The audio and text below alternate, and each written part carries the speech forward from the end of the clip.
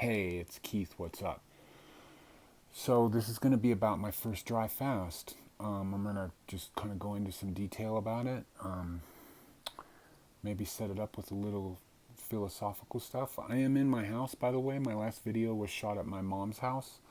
And then I also want to just say thank you to everybody for starting to watch my videos more.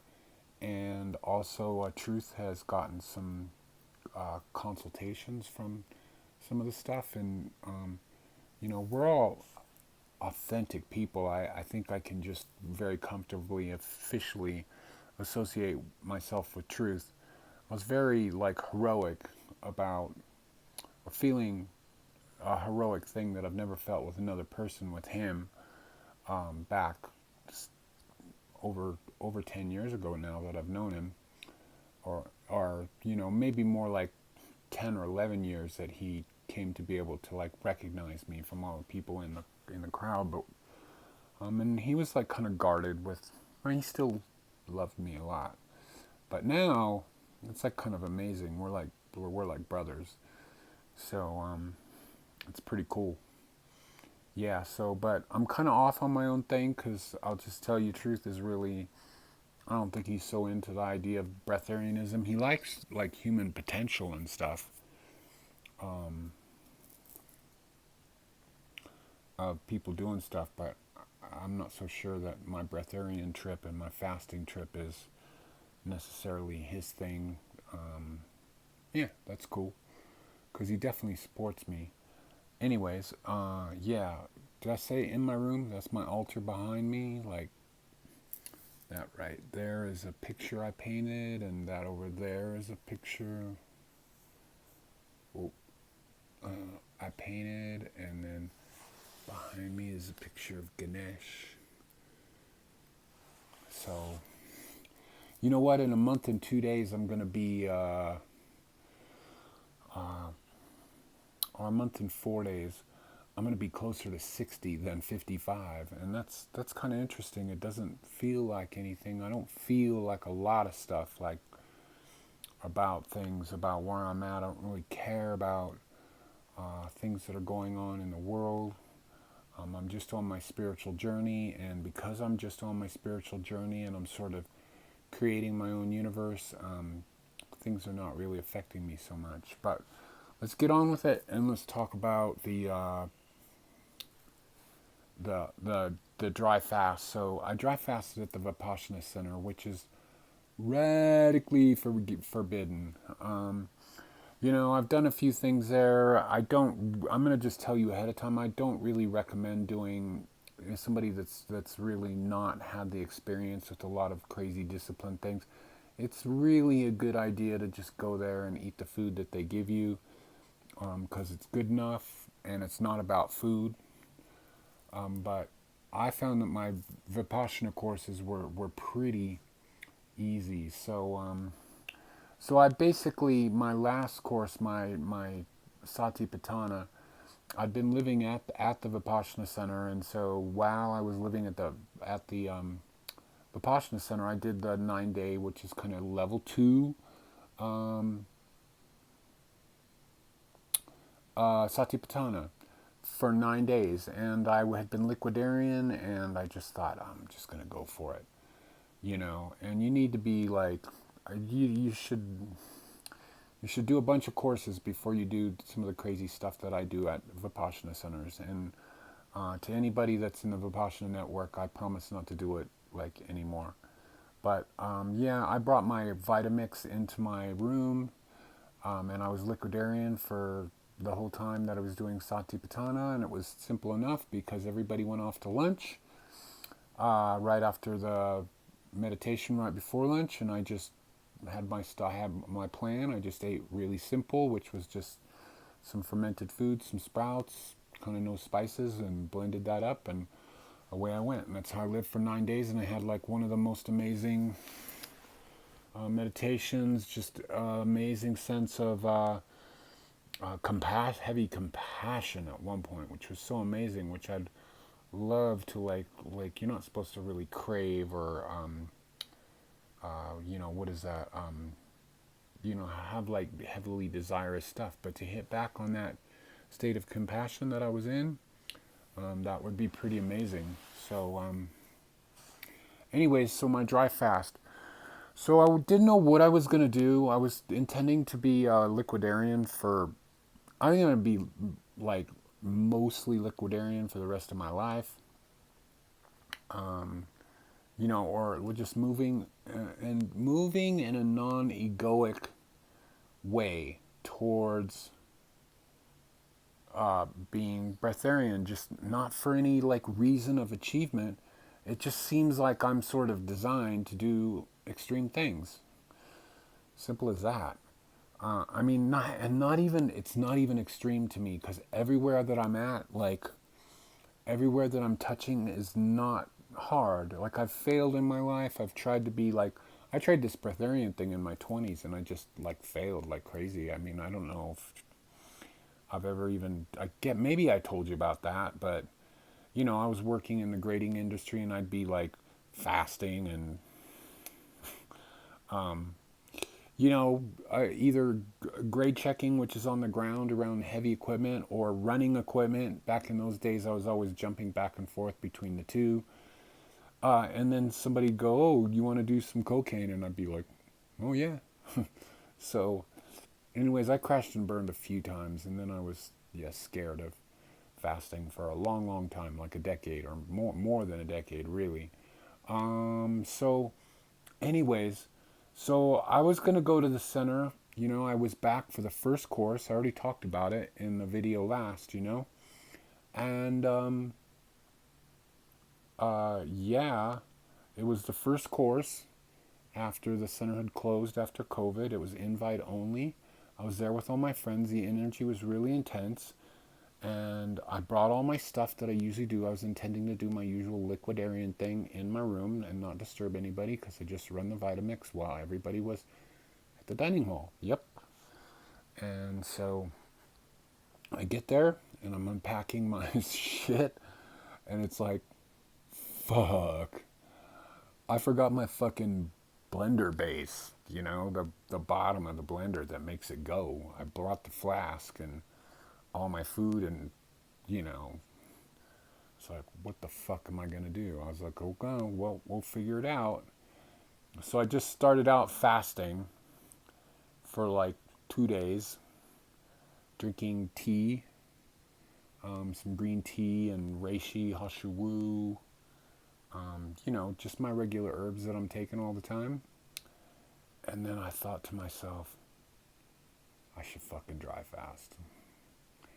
Because I can do the breatharian initiation here because I basically have, by what I'm doing, I have 2 steps of, aside from the dry fast, I have 2 things in the protocol of breatharian initiation, which is beginning, to change your body over to operating pronically. So what are those 2 things? They are doing Vipassana style meditation, which I was at a Vipassana course, and no cell phone.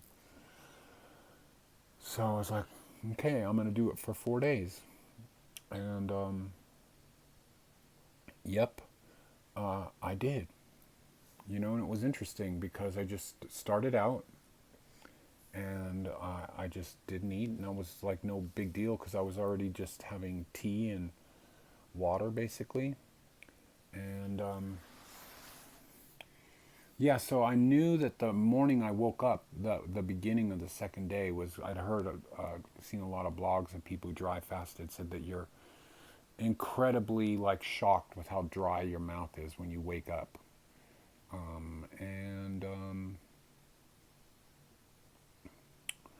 I wasn't shocked. I just dry, yeah. I never felt that really before. And it was no big deal. And then my meditations were like, and it's I'm at the point with my Vipassana, like where I do all the sits. Meaning that I get up in the morning, I sit at 4:30, and I'm in there till 6:30, and then there's breakfast, which I was going there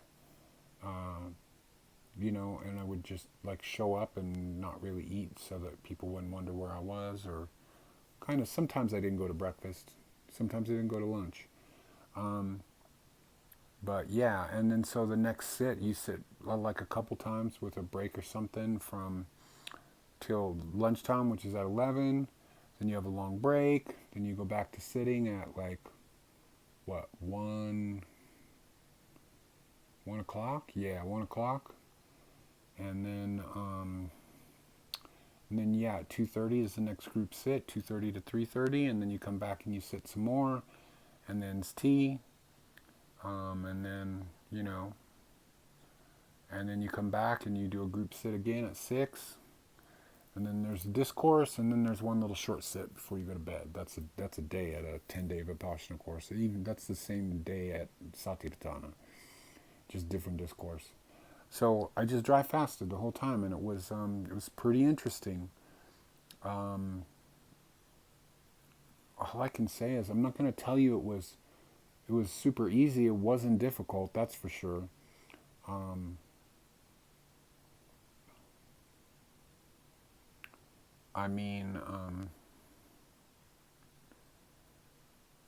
yeah, I rarely am at a loss for words, but I was a little bit worried about the fact that I was in a place where I was doing something I wasn't supposed to be doing, and like maybe I could like pass out or get like, but none of that stuff happened. And I was definitely going to stop on the fourth day.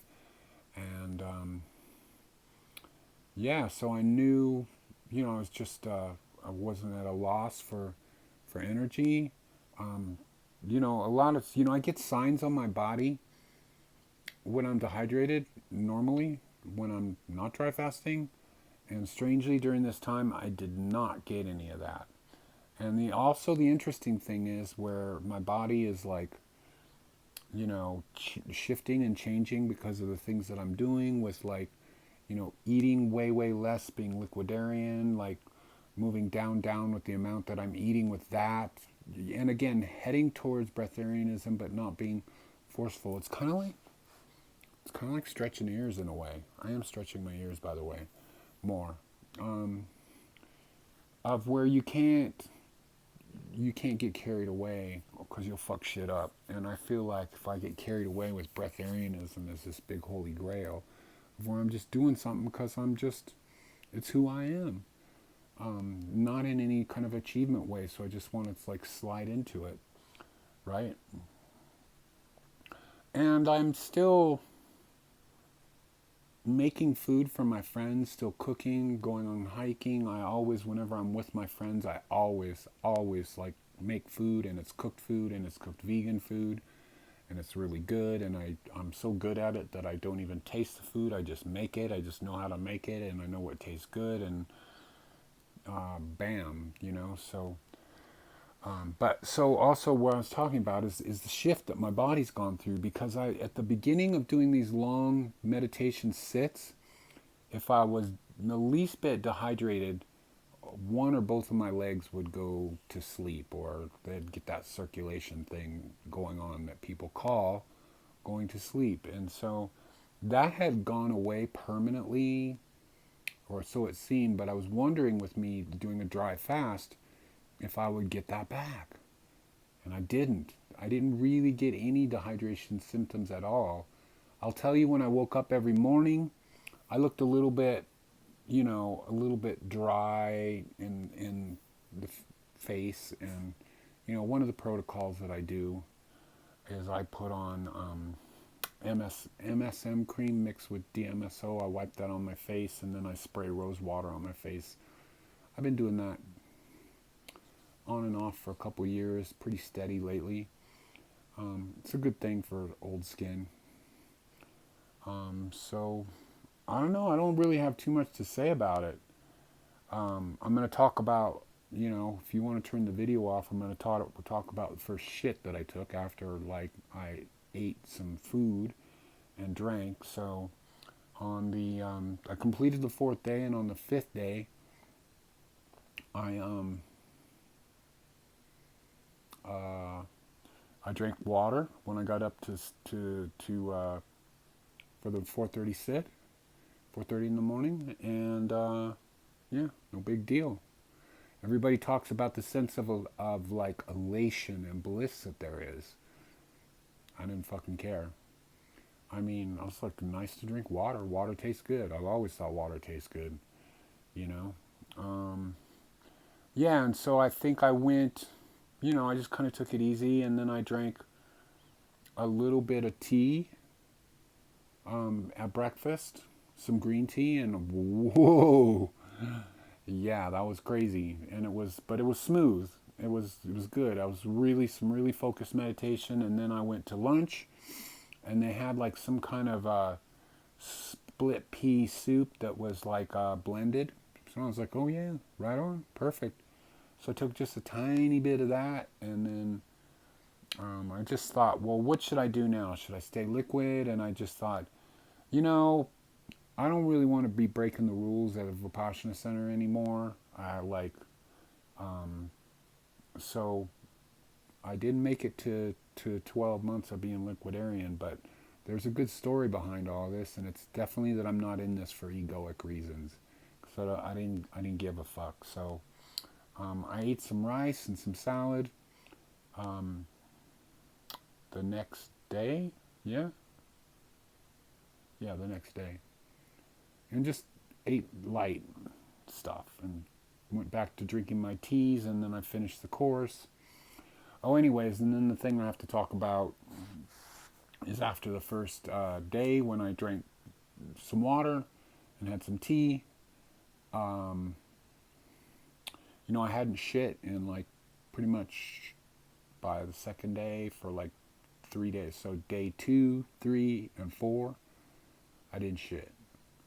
And yeah, so I knew as soon as I put stuff in there, I would.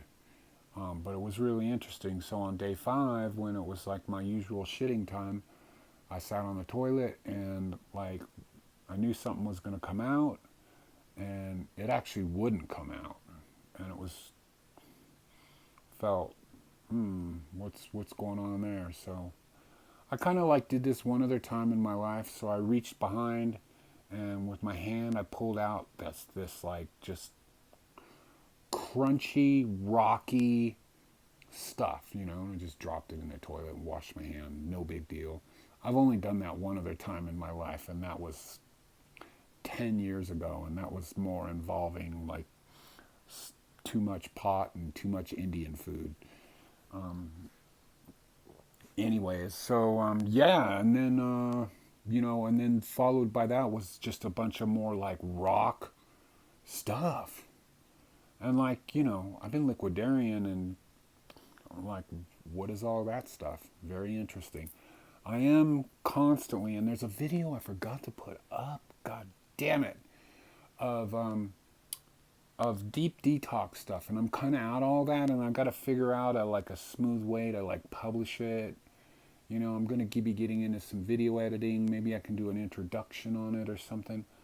I'm not really sure, but I got to figure out how to get that video up, because I went through a lot of detoxing with like gunk coming out my eyes. Like, it seemed like bacteria. It seemed like my eyes were kind of slightly infected for a little while. Shit was coming out of my ears. I'm still like a little bit, mucusy here and there. Feeling cleaner than ever, to tell you the truth, though.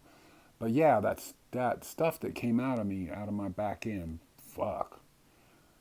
It's just puzzling. Like what happens to it? Like the body's ability to store all this stuff, and then like what it takes to get rid of it. A lot of people do a detox or something, and then they think, oh, I did this water fast for this long, or this juice fast, or I took these herbs, or it's amazing what this body can process and store away to kind of keep us out of trouble, until it is trouble. But I'm excited about it. When I got home, I do have to tell you, like, so I guess I should report to you, like, about my height, my weight and stuff. So, when I was a kid, I was 6'7", or when I was in the younger part of my life, I was 6'7".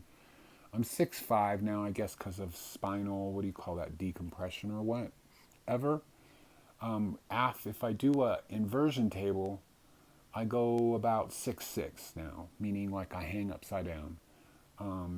But I've been like 195 pounds since I was probably 12 or 13. That's been my weight, And then when I was like kind of like 42 or something, I was bodybuilding, and some people told me that like have been telling me all my life because I'm so tall. Oh, you should be like 235 pounds. Well, I did get up to 235 pounds, and it was the most fucked up thing that my life ever was, and I didn't feel right at all. And just eventually that muscle or whatever you want to call it went away, and yeah. Um, So where I'm at now is in 2017 in April, like about 6 months before I started doing yoga and really going down this road that I'm on currently of a lot of yoga, a lot of meditation, and the yoga really changing. I decided that I needed to be way skinnier because I have really small hips, and everything about me, other than my height, is kind of to the small side. My wrists are super skinny. Um, you know, I don't really have that big of feet for a tall guy. And like I said, the really defining thing is that my hips are really small.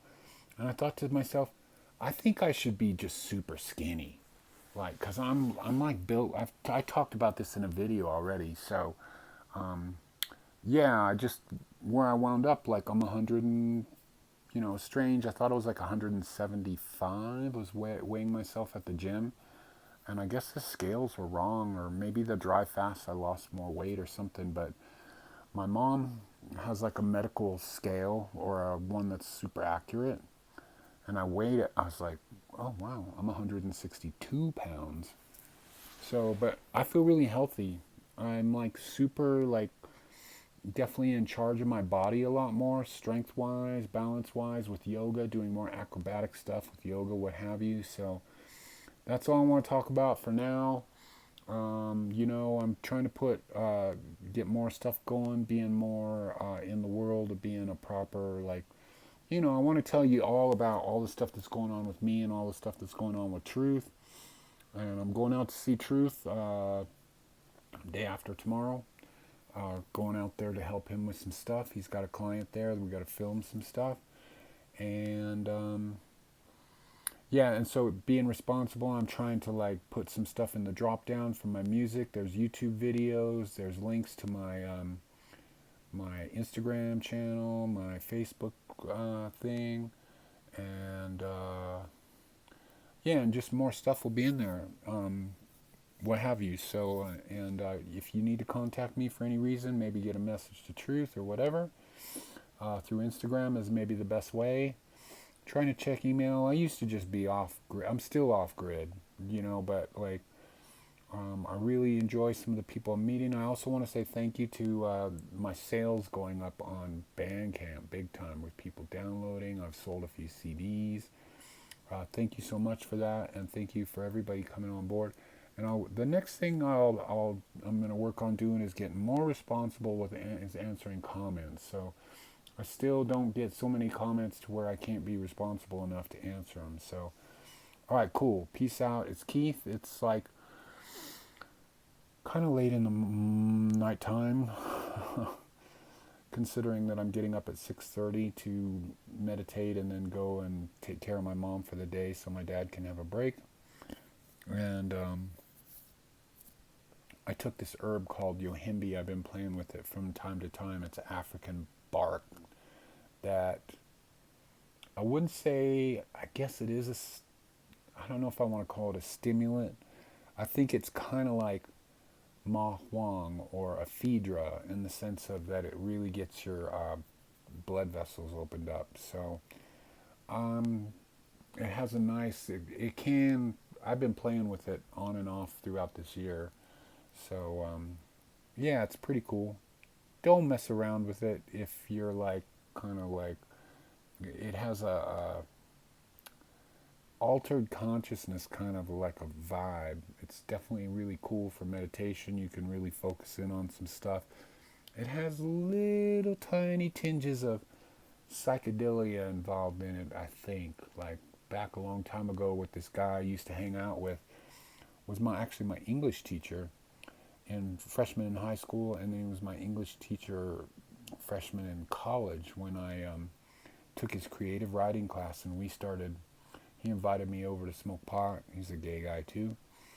And yeah, and then I got into this health food thing with him of where I was like making a lot of money eventually, working for my dad, a construction job. And this is where I picked up a lot of my knowledge is I'd go to the health food store and just drop like $300 a week of just trying everything. And at that time, he was more or less doing kind of the same thing. We would just go together and just like hang out at the big health food store. And one of the things we were doing was definitely looking for like things to like healthy things, herbs and stuff to alter your consciousness. And we definitely came across yohimbe back then. And then I found it again on Mountain Rose Herbs. And I was like, oh, what the fuck? And so I've had an 8-ounce bag of it since like 2011 or 2012 or something like that, you know. And I just kind of, I remember when I was first getting into meditation, it was during the blood moons. I was actually taking yohimbe, and I took quite a big dosage of it on the night of the blood moons and stayed up all night basically. So it's not a coffee-like thing. Well, I mean, there's no caffeine in it, or you know, and it's like I guess if you had never taken it, you could definitely get carried away with it. Like when I first went back to taking it, um, uh, I got a little bit of anxiety because I took I think like a quarter teaspoon, yeah, and then I took another quarter teaspoon, and I was like, and I just did some pranayama to get myself centered, you know, controlled breathing, alternating breath, and some fire breathing and some stuff like that, and that's fine. Um, but yeah, I don't know if there'll ever be a time that I'll be a breatharian like Ely Tom, because I definitely like to play with stuff. Um, you know, of like herbs. I'm really, there's a lot of Western herbs I'm taking right now in my teas. I definitely like not being self-indulgent with food and having food be this emotional thing. I just make these soups. I just try to make them, I don't really, you know, I just experiment with stuff. Like currently I've been getting like 3 bunches of purslane from long video, fuck. Uh, 3 bunches of purslane from a farmer's market. That's a weed that has that fat in it that's hard for vegans to get. What is that? DHA, I guess, or something. Um, Throwing that in there with some aloe, some lentil sprouts, some buckwheat sprouts, um, some apple cider vinegar, a little bit of. I was just doing that basically when I was living at the Vipassana Center, but I'm throwing a little bit of herbs. What is that stuff called? That herb mixture that's kind of very European. I'm getting it at Trader Joe's. Herbs de Provence. And it has a little bit of lavender in it. I'm really into lavender right now. I'm drinking a lot of lavender tea, but that's it. Blend that up. Keep when it's blending towards the end, I just keep putting chia seeds in until it, it thickens up. And that's the secret, really, to being liquidarian. And then I have my teas in the morning where my Western herbs that I do, which are nettle, horsetail, pot arco, a little bit of licorice for harmonizing everything, some Krishna holy basil,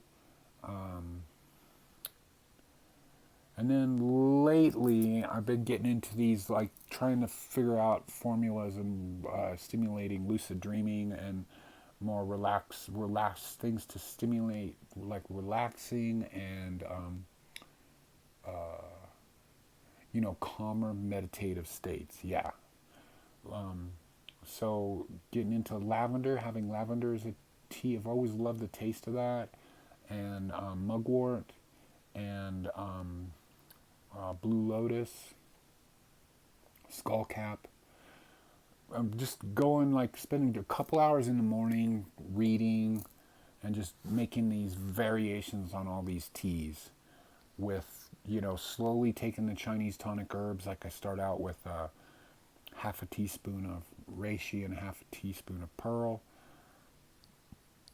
And then I just keep adding everything in and taking everything in little dosages while I'm reading, writing poetry, just getting off on doing what I do. Yep. So, okay, so that's enough for now. Links in the drop down, secondculture.bandcamp.com. Crazy Time with Keith, late at night. Secondculture.bandcamp.com. Thank you. And what else? That's kind of it. So I'm getting into life, and I'm getting into, like, pushing the boundaries of human potential. So we'll talk about some more stuff later. Peace out.